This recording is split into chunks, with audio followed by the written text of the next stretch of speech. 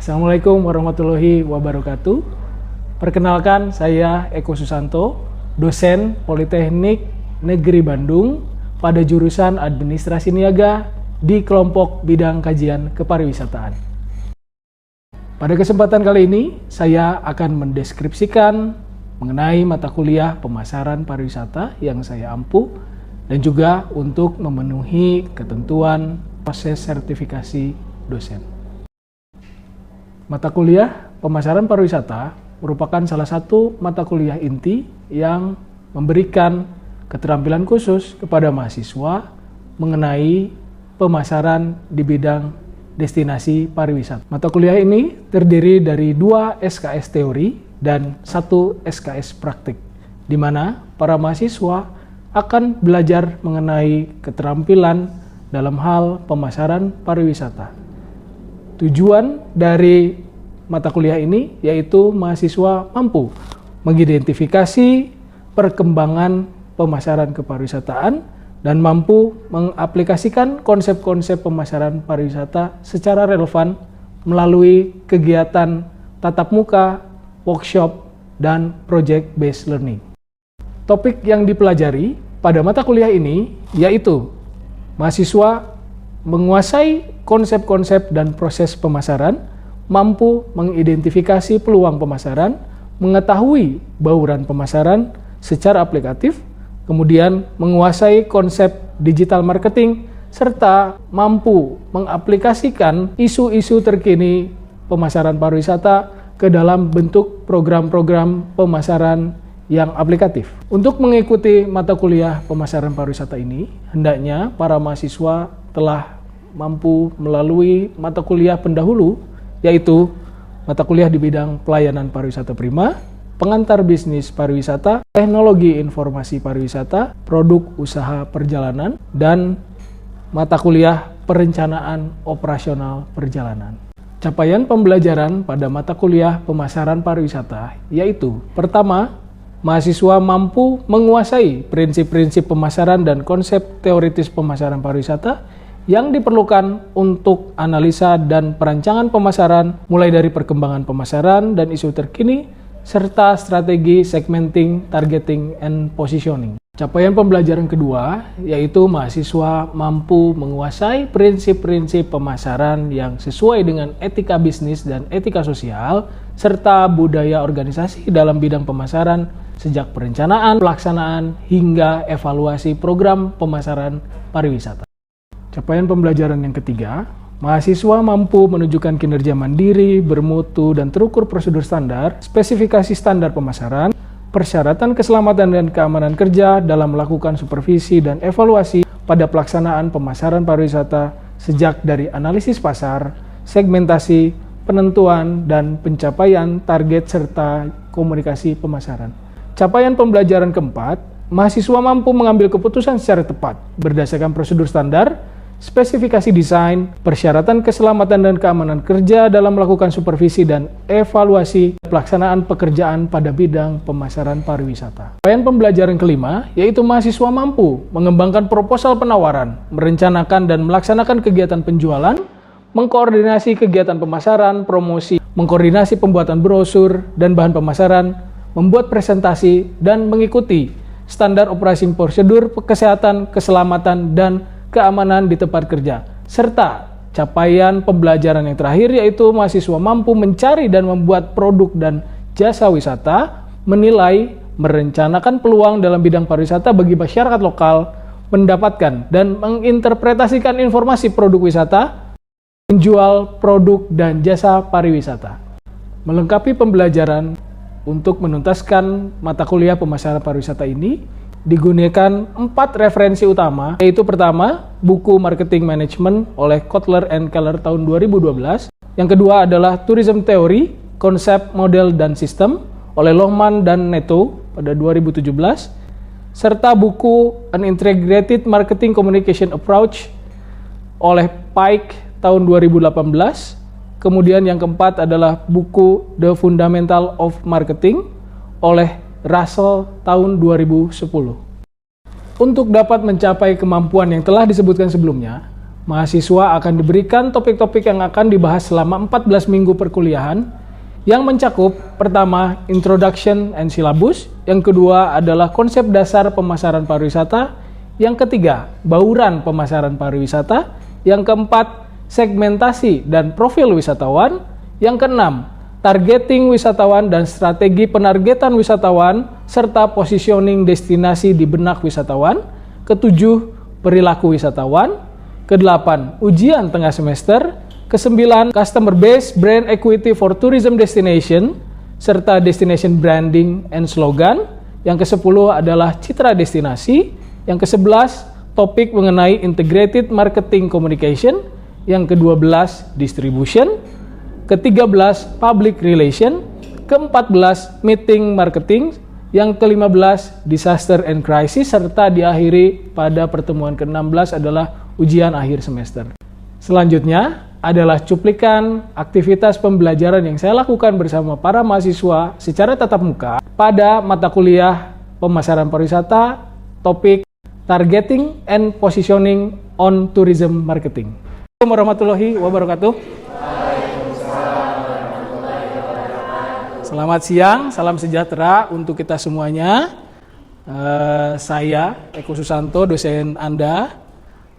Hari ini akan bahas tentang pemasaran pariwisata. Pemasaran pariwisata itu sebetulnya mainly ada yang bisa mengingat dulu nggak? Pemasaran tuh ngomongin apa? Membicarakan apa? Produk, oke. Ada yang lain? Ya, marketing, packaging, oke. Partnership, oke. Apalagi? Program, promotion, oke.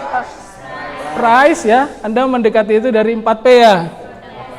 Place juga ya. Anda mendekati itu dari marketing mix ternyata gitu ya. Marketing itu apa? Marketing itu Anda melihatnya dari sisi 4P, produk, place, price, promotion gitu ya. Dan place mungkin ada yang 5P, ada yang 4P. Tapi teman-teman, hari ini kita berkembang lagi dari konsep dasar marketing mix tadi. Kita akan semakin mengerucut kepada apa yang namanya STP, ya, proses STP, segmentasi, targeting, and positioning. Segmentingnya mungkin minggu lalu Anda sudah mengulas itu ya, kurang lebih mungkin sudah dicatat atau sudah terremind, tapi sebagai upaya untuk menyambungkan pertemuan yang lalu dengan pertemuan hari ini, saya akan coba mengulas itu sedikit ya, tentang segmentasi pasar sehingga kita memiliki pemahaman yang utuh. Ini adalah judul atau topik yang akan kita kaji ya pada beberapa jam, dan saya harap juga Anda nanti boleh Anda melakukan interupsi, Anda bertanya di tengah jalan gitu ya, di tengah kita saling berinteraksi, saya harapannya Anda bisa menghubungkan ini pada konteks yang nyata, konteks yang pernah Anda alami, apapun, jangan khawatir, kita akan diskusikan itu secara baik. Mahasiswa semua, yang akan kita tuju pada pembelajaran pada sesi ini adalah kita ingin memahami konsep targeting pasar destinasi pariwisata. Kalau sebelumnya tadi ada segmentasi, yang hari ini kita akan fokus pada dua, targeting dan juga memahami konsep positioning. Karena ketiga bagian atau siklus ini adalah proses yang saling terikat satu sama lain, dan ini menjadi pedoman ketika kita nanti akan melakukan berbagai upaya, taktik, strategi, implementasi dalam bidang pemasaran, konteksnya destinasi pariwisata. Kalau destinasi pariwisata apa? Ada yang bisa disampaikan kepada saya? Tempat tujuan wisata, oke? Perjalanan wisata, destinasi wisata. Mungkin saya akan remind sedikit ya, bagaimana supaya yang namanya prodi DEP itu apa, oke? Kita mulai dari manusia hidup, ada 24 jam, 24 jam itu terbagi menjadi beberapa aktivitas majornya, ya. 8 jam dia akan bekerja atau sekolah gitu ya, kalau yang masih belum bekerja. Kemudian apalagi kira-kira? 8 jam adalah istirahat, 8 jam lainnya adalah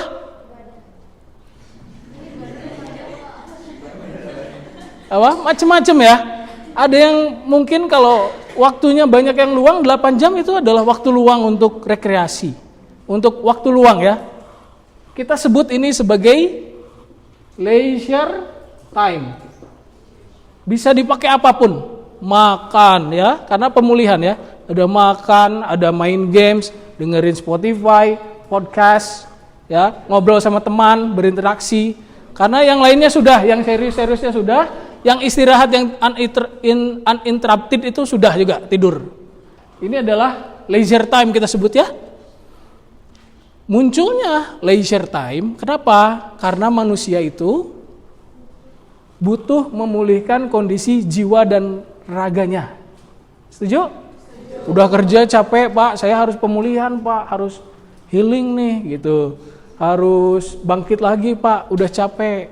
Kalau tidur kan nggak dihitung karena memang itu adalah pasif. Upaya memulihkan jiwa dan raga itulah yang disebut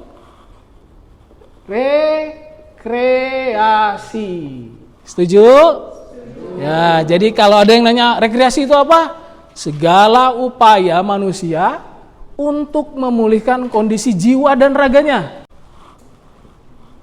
Segala, mau itu diam di rumah, duduk di sofa, leyeh-leyeh di kasur, sampai yang sifatnya pergi kemanapun, sampai keluar angkasa, ke bawah lautan yang kemarin ada korban, itu adalah bentuk rekreasi. Jadi universe-nya Anda, bidang pariwisata itu adalah rekreasi. Oke?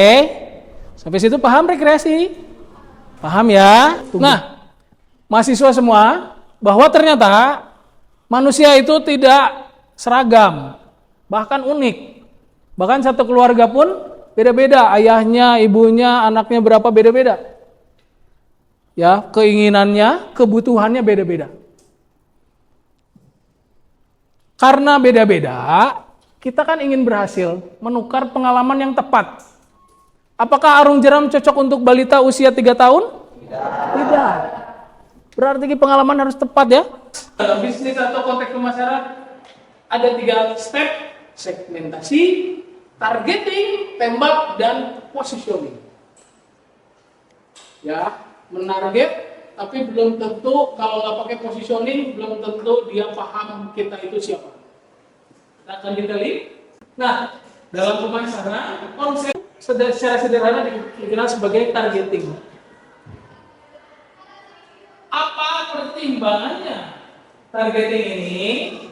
Pertama, marketnya harus bisa diukur. Kalau pariwisata ya, misalnya bisa diukur. Saya mau menarget generasi Z. Bisa diukur nggak? Ada punya destinasi, ada punya misalnya punya destinasinya time zone.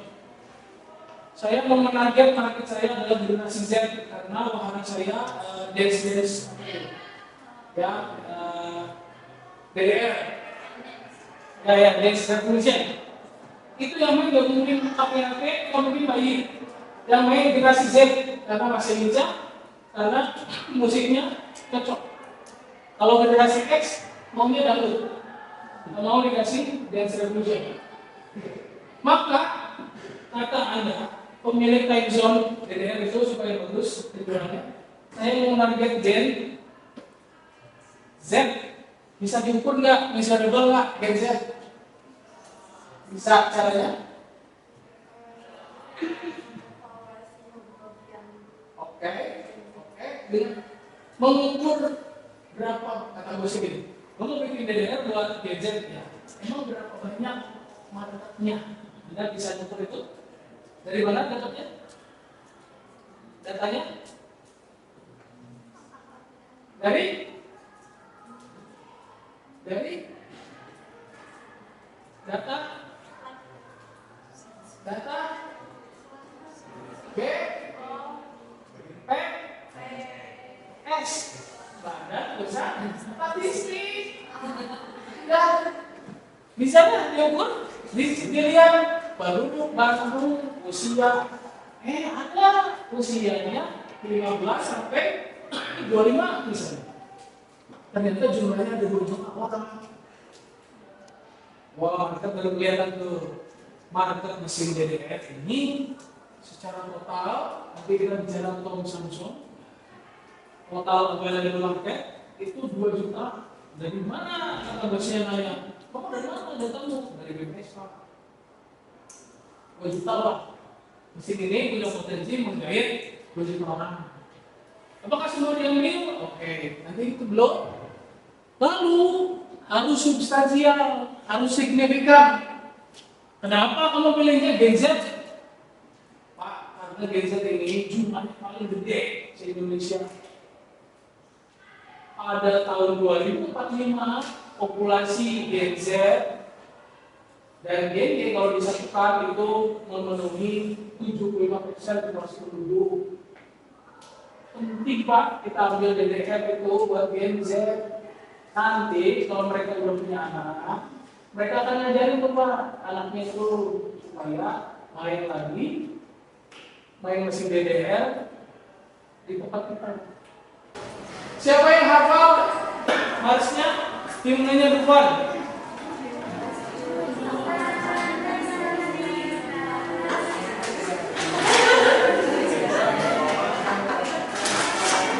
Terus? Berapa orang yang familiar deh? Itu lagunya Dufan kalau diperdengarkan. Semua familiar ya? Gimana dengerinnya? Diputar terus nggak? Biar apa? Biar hafal. Setelah apa? Keinget. Sekarang kalau ditanya, kita kalau ke Jakarta mau kemana? Lupa. Pernah ada yang jawab mau ke Monas. Itu by design atau tidak? Sampai sejauh itu desain destinasi itu dilakukan. Sekarang ini TSD. Pernah dengar lagu TSD? Lupa. Kenapa? Nah, tapi tahu kan? Kalau diperdengarkan tahu. Tapi nggak bisa dihafal. Nah, itu kelemahan desain theme park yang versi TSD dibanding lagunya tidak didesain untuk dihafal lama. Dia lebih banyak dioperasikan membangun suasana di dalam. Kalau bukan supaya ingat terus. Tapi kalau TSD itu menambah aura aktivitas kita, karena di sana nuansanya petualangan. Kalau di Dufan itu nuansanya keriangan anak-anak gitu ya. Nah, kembali lagi target market yang ketiga itu harus aksesibel, bisa kita ambil, bisa kita penetrasi namanya ya. Misalnya gini, Anda itu membangun destinasi baru, sedangkan di antara banyak destinasi lama. Anda mau masuk ke satu market, itu harus yakin bahwa market itu bisa Anda tembus. Misalnya tadi ada yang nawarin lemper danus ke saya. Misalnya ya, Anda pasti berpikir kayaknya Pak Eko kalau ditawarin dia marah. Tapi mungkin ke dosen lain Anda ragu untuk menawarkan, karena Anda merasa kayaknya ibu ini atau bapak ini nggak friendly buat produk danus saya. Ada barriernya, bisa karena takut dia galak, bisa karena takut dia itu terlalu kaya untuk beli barang murah, misalnya gitu ya. Kemudian differentiable, tadi generasi Y sama generasi baby boomer beda jauh nggak? Beda. Sama generasi apa? Beda. Dari fisiknya ada berbeda. Generasi Z itu kan udah sebesar-besaran aja, udah tinggi. Generasi apa? Itu sih salah. Kalau mau naik wahana mereka lewat terus, nggak bisa nih lewat ini. Batasnya lewat terus. Kalau anak, oke, masuk. Arung jeram jalan gitu. Apa tuh off-road bisa, masih bisa pegangan. Panjat tebing bisa ya, diikat-ikat, naik sendiri bisa. Aktivitas apa lagi? Jaipongan bisa. Nah, yang kelima adalah bahwa target market itu harus bisa diimplementasikan, actionable. Saya mau memasarkan wahana mesin ketangkasan saya untuk warga-warga Eskimo. Itu nggak actionable, temunya ada di sini, marketnya jauh di sana, ngapain? Maka produk destinasi itu dari mulai yang makan semua segmen, mass market, kayak Bandung buat semua kan? Semua bisa datang ke Bandung, makanya macet. Mass market sampai yang kecil adalah niche market, custom. Misalnya resort Taman Jiwo di Borobudur sana. Taman Jiwo? Oke. Taman Jiwo resort di Borobudur, di sekitar Borobudur yang pandangannya bisa kelihatan Borobudur tapi nggak di dalam Borobudurnya. Dia sebuah resort mewah di tengah sawah kanan kiri sawah. Kalau ke sana ya 3 juta mah harus lah semua. Di sana bisa dipersonalisasi, misalnya tempat tidurnya ingin ditabur bunga 7 rupa. Itu yang tidur sana dukun ya. Bisa untuk honeymoon, tempat itu sangat dipersonalisasi, bisa dibikin seromantis mungkin, bisa juga dibentuk untuk rapat. Nah, itu di salah satu resort. Makanya destinasi wisata itu nanti kita cek ya. Ada yang ngambil semua market, ada yang niche market. Harum jeram, off-road ya, yang sifat-sifatnya adventure itu niche market. Karena nggak semua orang bisa melakukan itu. Nah, ini adalah konsep Tam Samsung. Tadi kita bicara total addressable market tadi yang ngambil data dari BPS. Berapa jumlah Gen Z di Kota Bandung? 2 juta. Itu total addressable market. Lalu berapa banyak yang bisa dilayani sama mesin DDR kita? Saya ngambil aja satu konteks ya, DDR. Itu namanya serviceable available market. Dari jumlah total Gen Z yang 2 juta di Kota Bandung, berapa banyak yang bisa kita kasih layanan? Apa pertimbangannya? Apakah 2 juta yang bisa disuruh main DDR? Kenapa? Ada? Apa DDR bisa menampung 2 juta? Tidak, ya. Jebol nanti. 2 juta itu mesinnya bisa jebol. Kenapa studi lab ini cuma nerimanya 27? Kapasitas. Jadi tidak seluruhnya diambil, padahal target market kami itu luas. Nah, ini tadi saya bicara tentang mass dan niche. Ya, ini mass market ini lingkarannya paling luas. Semua diambil. Kalau broad market itu adalah yang pertengahan, broad itu keluasan ya. Sedangkan yang lebih khusus lagi, niche market adalah kedalaman. Seluruh keluasan kedalaman. Silakan. Gimana sih penyelenggara destinasi atau yang pihak berwenang kepada pegawai yang selain misalkan tidak berkompeten, gimana sih mengetahuinya? Terus apa ya? Oke. Ada pertanyaan dari Sarah. Pertanyaan yang bagus. Pak, gimana Pak supaya pengelola bisnis itu tahu kalau pelayanannya bagus atau enggak dan bagaimana perbaikinya? Ada yang mau jawab dulu nih teman-teman? Gimana? Oke, penasaran. Oke, bagus. Penasaran. Itu offline ya? Penasaran? Offline ya. Ada lagi? Mau tahu? Rating Google. Oke, rating Google katanya. Saya cek rating Google-nya. Oh, jangan-jangan kita enggak 5, kita 3,5 gitu ya. Ada lagi? Apa caranya supaya tahu? Komentar media sosial. Oke, terus apa lagi? Ada lagi? Cara selain dapat feedback dari luar, kalau dari internal itu adalah menguji bagaimana SOP dilaksanakan. Setiap tempat itu harus ada SOP-nya. Ya, saya sedang bikin SOP 3 kampung wisata. Sama di Unpad Jawa Barat, bikin SOP-nya 25. Dari mulai menerima tamu sampai membersihin tempat sampah. Nah, bagaimana SOP itu dijalankan? Kemudian kalau tahu ada penyimpangan, lalu dilakukan perbaikan ya. Perbaikan. Kenapa? Kamu kok kayaknya judes? Masa nggak judes pak? Gitu. Saya emang kayak begini segala pabriknya. Gitu.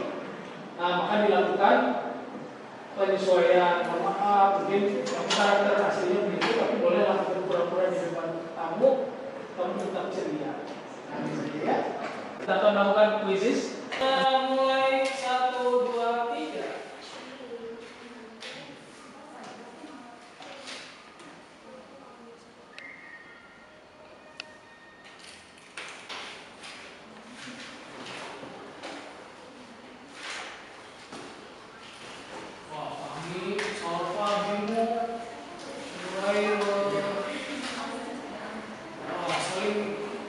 Menyusul ya, kita tidak bisa. Wah, lovely, langsung menyusul ke atas ya.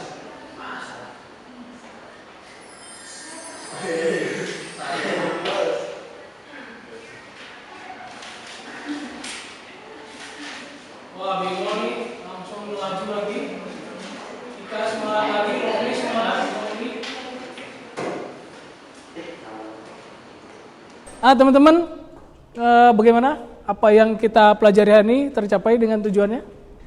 Anda memahami targeting tadi? Positioning juga paham ya?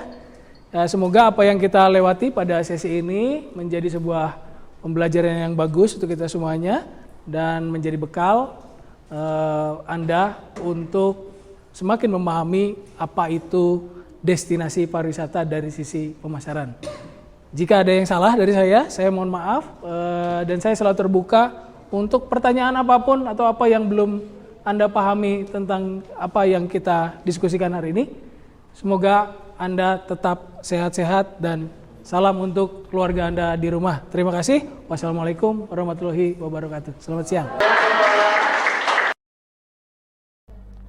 Komponen penilaian yang digunakan pada mata kuliah pemasaran pariwisata, yaitu pertama adalah tugas harian dan tugas besar berbobot 40%, ujian tengah semester yang menguji pemahaman teori yang disampaikan pada pertemuan 1 sampai dengan 7 dengan bobot 30%, ujian akhir semester yang menguji teori serta praktik penerapan yang telah disampaikan pada pertemuan 8 sampai dengan pertemuan 14 dengan bobot 30%. Terima kasih telah menyaksikan video PDD UKTPT dari saya. Saya ucapkan wassalamualaikum warahmatullahi wabarakatuh.